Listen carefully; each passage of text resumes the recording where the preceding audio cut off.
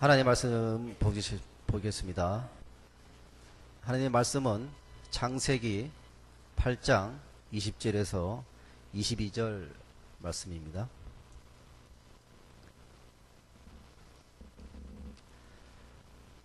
노아가 여호와께 제단을 쌓고 모든 정결한 짐승과 모든 정결한 새 중에서 제물을 취하여 번제로 제단에 드렸더니 여호와께서 그 향기를 받으시고 그 중심에 이르시되 내가 다시는 사람으로 말미암아 땅을 저주하지 아니하리니 이는 사람의 마음이 기획하는 바가 어려서부터 약함이라 내가 전에 행한 것 같이 모든 생물을 다시 멸하지 아니하리니 땅이 있을 동안에는 신음과 거둠과 추위와 더위와 여름과 겨울과 낮과 밤이 쉬지 아니하리로다. 아멘. 어떤 목사님이 그 목회를 잘하는 비결이 뭐냐 이렇게 그 처음 이제 수련 목회자가 된 친구들에게 강의하는 내용을 제가 뒤에서 들었습니다. 네. 뭐라 그러시냐면 인사를 잘하면 된다는 거예요. 인사를 어떻게 하는 거냐? 그냥 평상시에 제가 안녕하세요 이렇게 했다면 목소리를 한 옥탑을 올리래요. 안녕하세요 이렇게. 그리고 얼굴은 웃으면서 그러면서 당신이 그 목회하던 얘기를 하면서 뭐라 그러시냐면 어느 그 당시에 당신이 목회 처음 시작할 때는 자전거를 타던 시대였는데 자전거를 타고 가다가 동네 어르신이 오면 자전거를 세워서 받침까지 딱 세워놓고 그리고 안녕하세요 그리고 인사하고 갔다는 거예요. 당신은 잘한 건 평생에 잘한 건 그거밖에 없는데 하나님이 그 목회를 복되게 하셨다 이런 고백하는 걸 여러분들 인사를 잘하는 거 굉장히 중요합니다. 그건 목회뿐만 아니라 나와 더불어 살아가는 사람들과 인사를 나누는 일 저는 굉장히 중요한 그런 그 관계라고 생각합니다. 제가 누구의 이름을 딱 거론하는 것을 썩 좋아하지 않는데 오늘은 좀 이렇게 주보에 또 우리 권사님 이름이 올라 있기도 하고 또 주제하고도 맞아서 조금 얘기를 하겠습니다.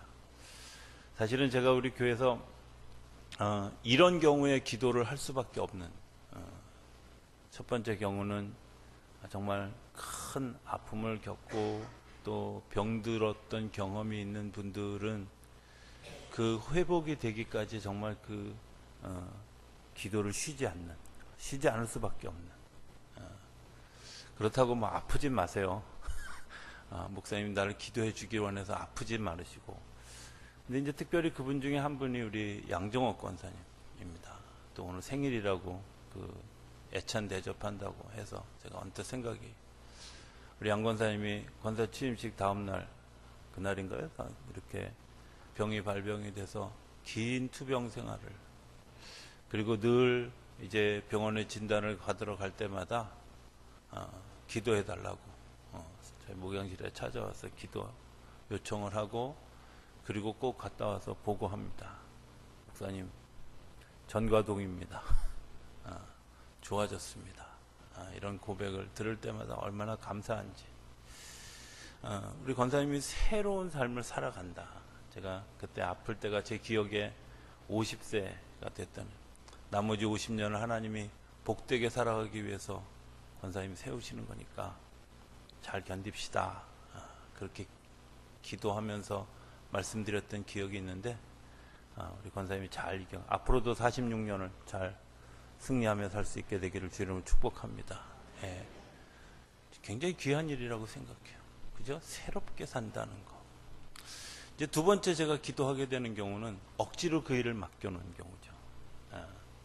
본인은 별로 원하지 않는데 억지로. 예를 들면 양지숙 집사님 같은 경우 이제 그런 경우죠. 본인은 별로 원하지 않는데 반주자로. 또 양지숙 집사님이 그냥 앞에 있으니까 또 이렇게 이제 얘기를 드리는 거지만 다른 분들도 사실은 그 일을 좀 맡아주셨으면 좋겠는데 특별히 맡아줄 수 있는 사람들이 없잖아요. 근데 그분들이 그런 일들 또 우리 배은선 집사님 같이 그 찬양팀 계속 하는 그 일들 정말 어렵습니다. 또 성대결절도 와서 힘들어할 때 저한테 하소연을 몇 번 하는데도 불구하고 집사님이 좀 잘 맡아주셨으면 좋겠다 부탁하고, 근데 맡겨놓으니까 기도하게 되잖아요. 그죠? 이런 적이 있어요. 어떤 거냐면, 어떤 목사님 부부가 있는데, 그 목사님 부부를 위해서 이렇게 기도해 주기 위해서 제가 이렇게 같이 기도를 하는데, 하나님이 뭐라 그러시냐면, 그 부부한테 이렇게 얘기를 하려는 거야. 뭐라고 얘기하냐면, 특히 그 부인, 그러니까 사모님한테 이렇게 똑같이 얘기하라는 거야. 뭐라고 얘기하느냐?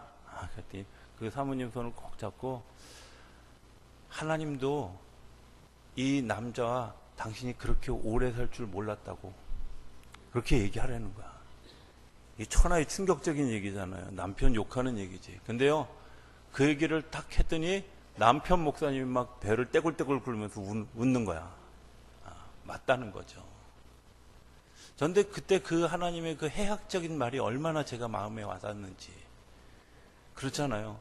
그 남편 만나서 목사 만들고 기도하는데, 기도하고 삶을 살아가는데, 그 사모님 때문에 하나님이 얼마나 기도하고 노심초사했을까, 이런 마음이 이렇게 느껴졌어요. 오늘 성경에 나오는 창세기 8장 1절에 보면, 하나님이 노아의 방주를, 노아로 하여금 방주를 만들고, 그리고 비가 내려서 이제 전 세계가 다 물로 가득 차 있는 그때 하나님이 이 노아와 그 배에 갇혀 있는 사람들을 생각하시고 기억하시고, 우리 성경에는 기억하시고, 영어 성경에 remember라고 되어 있는데, 그 remember라는 말의 그 히브리어 어원은 자카르입니다. 이 자카르라는 말은 뭐냐면 기억하시고, 또 마음에 품으시고, 그것을 위해서 계속 기도하시고, 뭐 이런 거죠. 노아에게 그 일을 맡겼습니다. 이 일을 맡겼는데 하나님 얼마나 가슴 아프시겠어요. 배를 120년 동안 만든 거예요.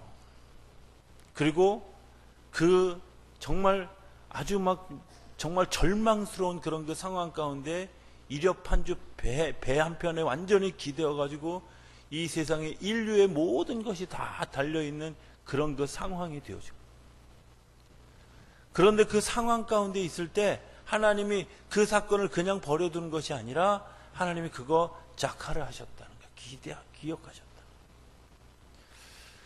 제가 이 자카르라는 단어를 이렇게 떠올리면서 얼마나 가슴에 이렇게 막 한 주간 동안 마음에 흥분이 되고 막 마음에 위로가 되고 힘이 되었는지. 우리에게 뭔가 일을 맡겨주셨어요. 누구를 맡겨주셨어요. 어떤 역할을 맡겨주셨어요. 그런데 그 어떤 역할을 맡겨주셨는데 그냥 내버려 두는 것이 아니라 하나님 자카를 하신다는 거예요. 기억하신다. 그리고 그것을 위해서 기도하기를 쉬지 않고 계속해서 지속적으로 관심을 가지시고 그 일에 사용되어질 수 있도록 하나님 에너지를 계속해서 부어주시고 지혜를 부어주신다. 네가 이 일을 좀 했으면 좋겠어. 그리고 맡겨놓고 그냥 마는 게 아니라 그 일을 잘 할 수 있도록 기도해주고 지원해주고, 어떻게 하면 도와줄 수 있을까? 어떻게 하면 그 일들을 정말 아름답게 잘 마무리할 수 있을까? 하나님이 계속해서 우리의 삶에 관심을 가지신다는 거예요. 특별히 요즘 시대에 이렇게 보면 이율배반적인 두 가지 모습을 봅니다. 하나는 정말 외롭고 고독한 지도자의 모습을 보고, 또 한편으로는 그 외롭고 고독한 지도자가 되려고 길을 쓰는 사람들을 봅니다. 길을 쓴다는 표현 좀 미안하지만 저는 대통령 후보로 나와 있는 분들이 그런 표현이 어울린다 이런 느낌을 뉴스를 볼 때마다 경험하죠. 자기 속에도 없는 얘기들을 막 이렇게 해가는 그런. 그런데 그 지도자가 어려운 그 지도자의 역할을 하나님 맡겨두시고 그냥 내버려 두는 것이 아니라 기억하고 자카를 하고 기도해 주시고 돌봐주신다는 거예요. 거기서 끝나는 게 아니라 그 뒤에 보면 하나님이 그 은혜를 베푸셔서 그 일들을 맡겨주셨는데 그 일들 다음에 성경에 보면 2절 3절에 바람이 불게 하심에 물이 줄어들고 기품의 샘과 하늘의 창문이 닫히고 하늘에서 비가 그쳤다. 바람이 불게 하는 일을 우리가 할 수 있을까요? 또 샘이 터져 나오는 것을 막을 수 있는 역할을 우리가 할 수 있을까? 혹은 하늘의 문을 닫을 수 있는 일들을 우리가 할 수 있을까? 그거는 인간으로 할 수 없는 일을 하나님이 당신의 능력을 가지고 누구를 위해서? 나를 위해서 사용해 주신다는 거예요. 나를 위해서 사용해 주신다.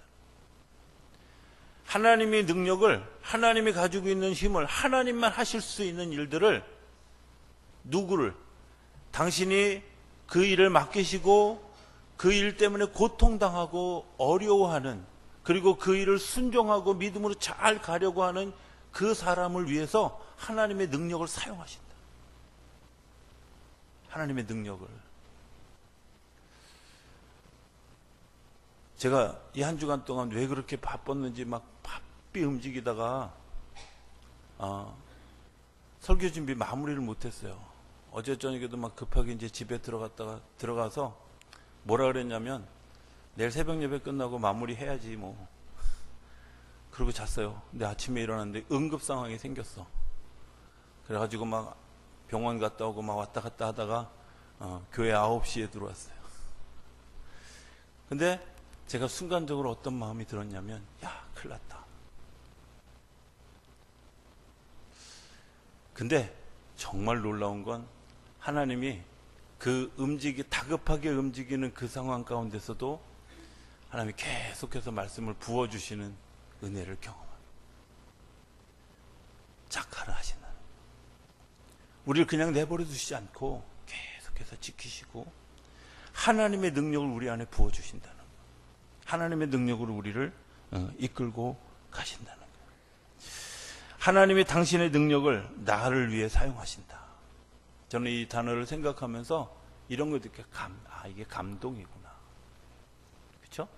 하나님 여러분들을 새롭게 하시기 위해서, 여러분들을 구원하시기 위해서, 여러분들의 새로운 삶을 위해서 하시는 일이 있어요. 그게 뭐냐면 하나님 당신이 가지고 있는 능력으로, 당신이 가지고 있는 힘으로, 당신이 가지고 있는 그런 이 지혜로 우리를 감동시키시기 위해서 사랑으로 다가오신다는 겁니다.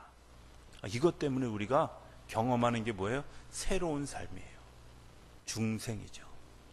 아까 양종옥 권사님 얘기했지만, 양종옥 권사님 막 정말 의학적으로 굉장히 어려운 수술, 저는 하나님의 돌보심이 그 안에 있었다고 믿습니다. 그잖아요. 그리고 하나님의 새로운 삶을 하게. 저는 우리 양 권사님이 100살까지 살 거라고 믿어요. 예. 왜? 후반전이니까. 그잖아. 굉장히 중요한 거거든요. 하나님이 우리에게 새로운 삶을 허락하시기 위해서 작화를 하시고, 거기서 끝나는 게 아니라 어떻게 한다고? 우리에게 당신의 능력을 가지고, 당신의 힘을 가지고 우리에게 쏟아 부어 주신다는 거예요. 내가 어떤 절망적인 상황 가운데 있을지라도, 어떤 어려운 상황 가운데 있을지라도 내가 좌절하지 않을 수 있는 가장 커다란 이유는 하나님이 나를 위해서 당신의 능력을 사용해서 우리를 구원해 주시기 위해서 지금도 준비하고 계시다고 하는 사실을 기억하는 거죠. 그 기억 다음에 우리가 해야 될 것이 있어요. 그게 뭐냐면 믿음이잖아요. 믿음. 그죠? 하나님이 우리에게 그것을 받아들이고 내가 믿음으로 살아갈 수 있도록. 그런데 이사야서 28장 16절에 보면 이 믿음이라는 것이 급조되어지는 것이 아니라 굉장히 오랜 시간이 걸린다는 사실을 얘기해요. 제가 28장 16절을 좀 읽어보면, 그러므로 주 여호와께서 이같이 이르시되 보라, 내가 한 돌을 시온에 두어 기초를 삼았는데 곧 시험한 돌이요 귀하고 견고한 기초돌이라. 그것을 믿는 이는 다급하게 되지 않는다. 예? 우리가 시온에다가 기초를 삼았어요. 귀한 돌이에요. 그런데 그것을 우리가 받아들이는 것은 단순간에 받아들여지는 게 아니라 내가 믿음으로 받아들이고 믿음으로 받아들이는 일들이 계속해서 우리 안에 쌓여졌을 때 신뢰가 되어지고, 그리고 내가 그것에 내 삶을 거는 일들이 일어나요. 저는 목회 초창기에 그 교리와 장정에 나와 있는 그런 여러 가지 룰들에 대해서 좀 불편스러웠어요. 아니, 어느 날 예수 믿고 구원받으면 뭐 집사도 되고 권사도 되고 장로도 될 수 있지, 꼭 굳이 교회 나온 지 1년 돼야 세례 주고, 또 세례 받은 지 2년 지나야 집사가 되고, 또 집사 받은 지 5년 지나야 권사가 되고, 다시 5년이 지나야 장로가 되는 그런 시간을 뭐하러 그렇게 할까, 이런 생각을 한 적이 있었어요. 근데 신앙생활 하면서 제가 목회하면서 제가 이렇게 보니까 그 과정이 굉장히 중요하구나. 왜? 믿음은요, 이사야서 28장 16절의 말씀처럼 급조되는 게 아니거든요. 내가 믿음을 쌓아가는 한 걸음 한 걸음이 우리가 갖는 믿음. 왜 그렇게 노아에게 방주를 만드는데 그 120년의 시간을 하나님이 쏟아붓게 하셨을까? 그것은 그 신뢰가 어느 날 갑자기 주님 내가 믿습니다 하고 되는 게 아니라 내 마음에 와닿고 그것이 내 삶이 되어지고, 그리고 시련을 이기면서 때로는 비바람을 이기면서 더 견고해지고 이 걸음을 걸어가야 어떻게 우리가 믿음이 생긴다는 거예요. 하나님 우리에게 약속하신 일들 우리가 다 경험했잖아요. 그런데 그 약속이 아직도 우리 속에 믿음의 뿌리를 내리지 못하는 이유가 뭐예요? 절망할 일이 아니에요. 하나님이 그것을 통해서 우리가 믿음의 걸음을 한 걸음 한 걸음 더 걸어가게 되는 줄로 믿습니다. 그 과정에 꼭 있는 게 있어요. 하나님과의 교제예요. 하나님과의 교제. 자, 이런 생각을 해봤습니다. 노아가 배를 타고 있었던 그 1년여의 시간 동안 노아가 뱃속에서 뭐 했을 것 같아요? 뭐 했을 것 같아요? 잘 먹고 잘 살았다. 아니면 내가 하나님께 늘 감사했다. 아니면 일상의 삶과 같지만 하나님을 묵상하며 살았다. 정답은 없습니다. 왜? 성경에 기록된 것이 없기 때문에. 그러나 미루어 추측해보면 노아가 그 뱃속에서 무엇을 했을까? 그것은 새로운 삶을 준비하게 하시는 하나님의 마음을 내가 알고 그 삶을 준비하는 하나님과 신뢰가 더 돈독해지는 시간이 되어졌을 것이라는 겁니다. 그리고 오늘 성경에 나와 있는 것처럼 이제 배에서 나왔습니다. 배에서 나와서 제일 먼저 한 일이 뭘까? 예배하는 일이었잖아요. 그죠? 경배하는 일이었잖아요. 이 세상에서 그들이 새로운 삶을 얻었을 때 한 일이 뭐예요? 감사하고 기도하고 찬양하고 예배하는. 시편 126편에 보면 이스라엘 백성들이 이렇게 얘기합니다. 우리를 바벨론에서 포로로 해방되어졌을 때 마치 우리가 꿈꾸는 것 같았다.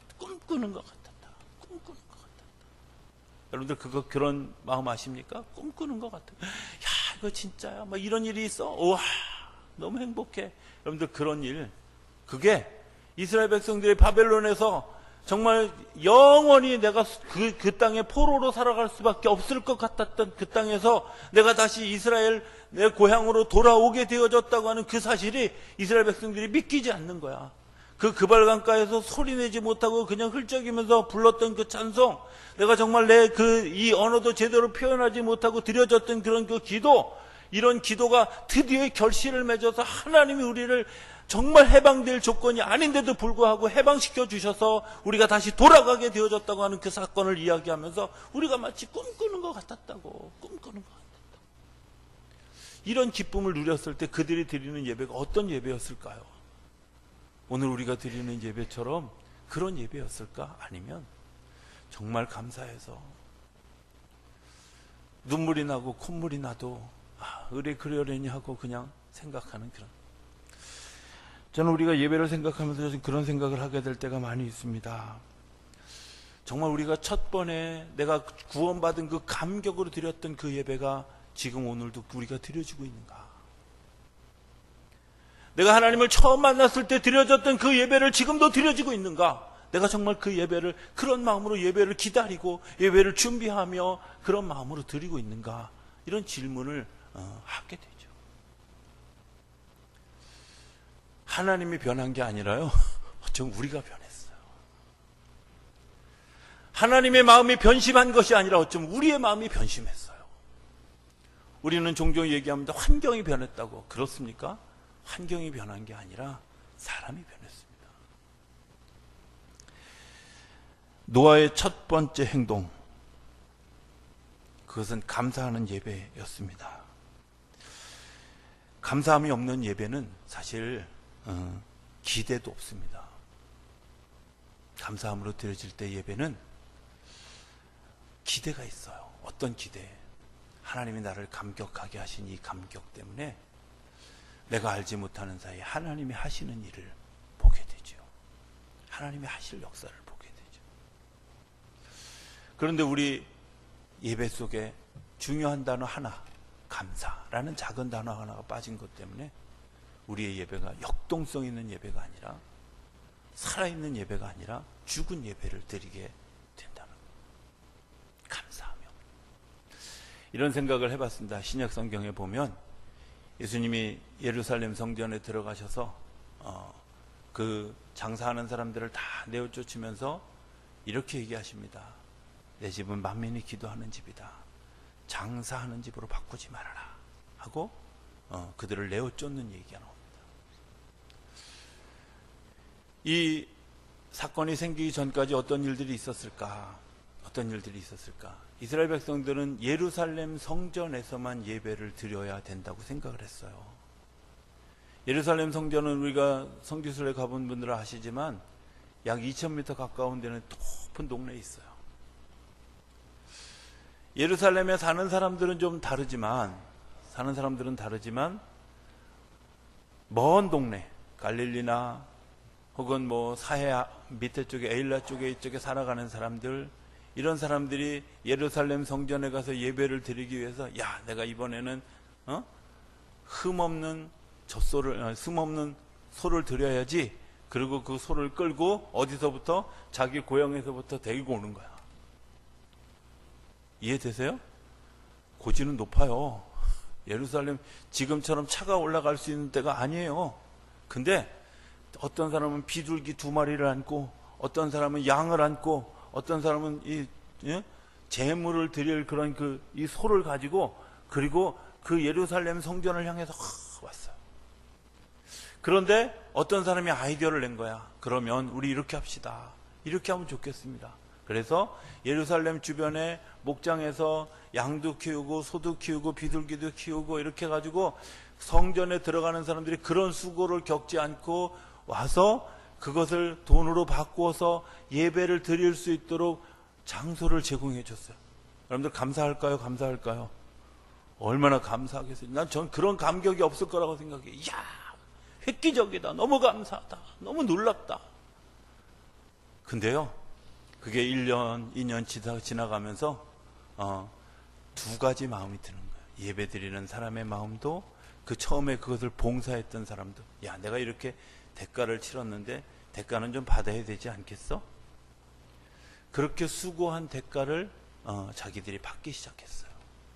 그래서 처음에는 양 한 마리가 100만 원이었다면 내가 수고한 값을 거기다 슬며시 집어넣어서 120만 원이 되고 150만 원이 되고, 이런 변질이 시작됩니다.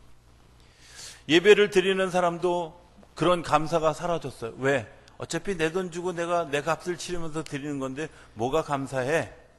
그 섬김이 절대 감사하지 않아지는 거예요. 근데 뭐가 없어졌어요? 예배 가운데 감사함이 없어진 거예요.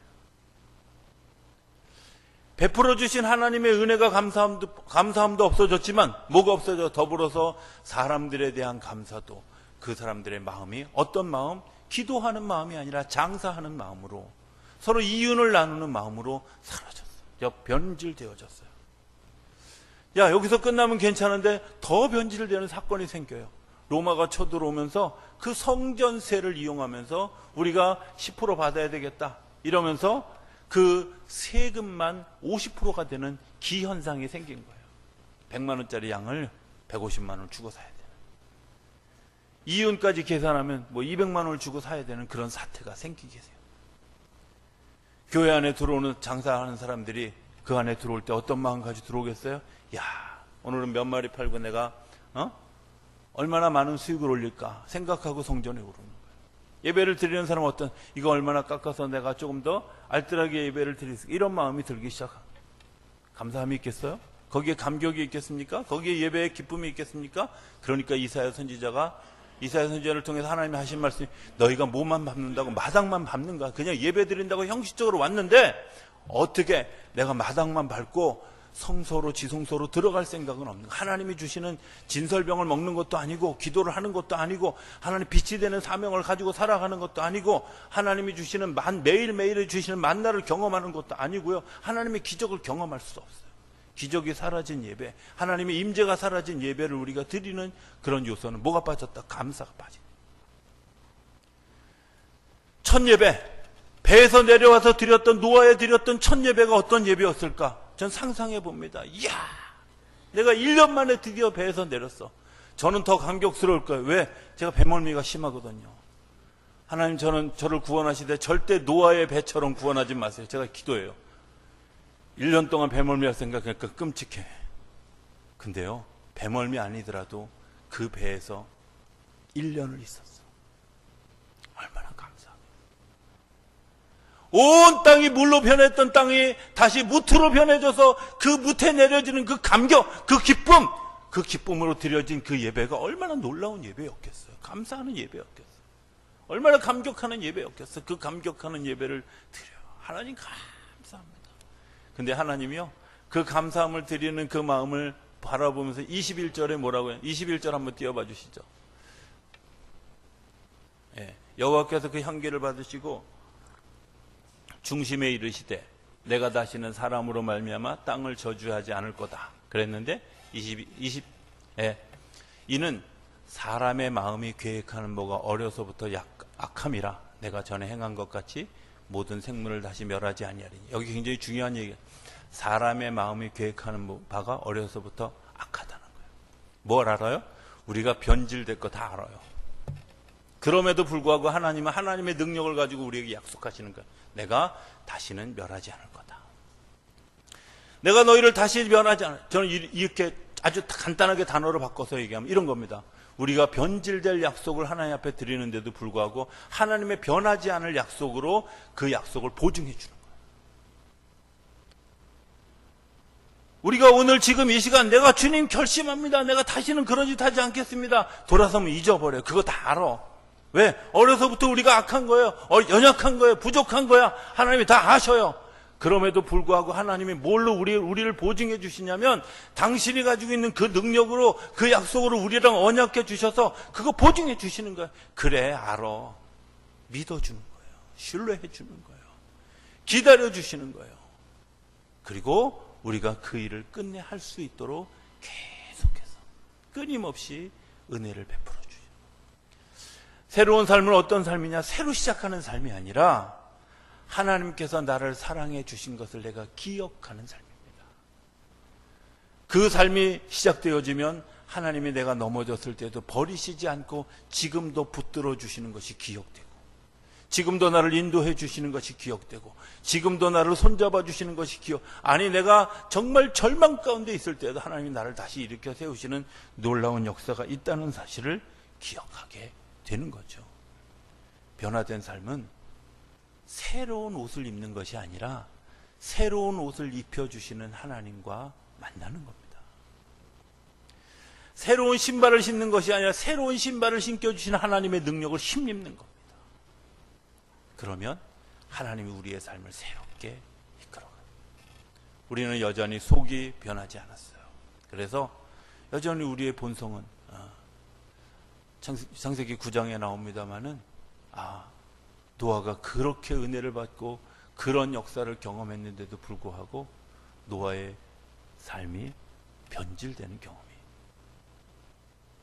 그런 은혜를 경험했는데도 그의 삶이 변질되는 경험이, 불과 350년 살아가는 짧은 생애 동안에 그런 일들이 일어나. 하나님 우리의 연약함을 아십니다. 우리의 부족함도 아십니다. 그럼에도 불구하고 주님께서 우리에게 말씀해 주시는 것은, 내가 너에게 언약한다. 내가 분명히 약속할 수 있는데 뭐라고? 네가 변할지라도, 내가 또 타락할지라도, 내가 또 병들지라도 나는 너를 결코 버리지 않고 내가 멸절시키지 않고 너를 보호할 것이다. 이게 주님의 약속인 줄로 믿습니다. 새로운 삶의 근거에는 주님의 그 약속이 있습니다. 그리고 그 약속 때문에 우리가 오늘도 우리가 걸어야 될 길을 걸어가게 되는 줄로 믿습니다. 하나님의 구원 행동은 이런 것들입니다. 인류 수많은 사람 중에 한 사람, 그 한 사람을 소중하게 여기고 그 한 사람을 대표로 해서 세상을 구원해 가셨습니다.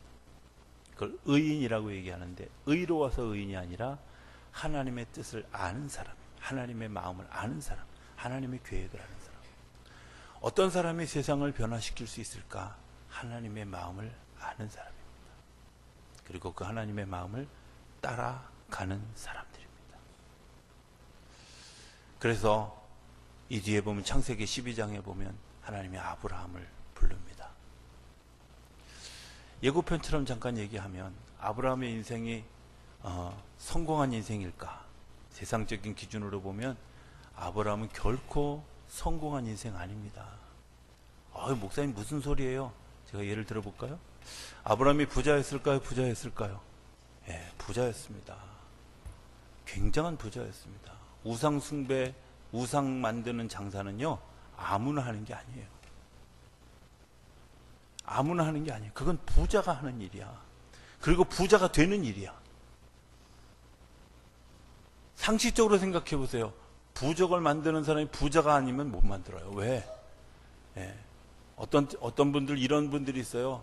저한테 와서 뭐 꼭 자녀 낳게 해달라고 기도해달라고 하는.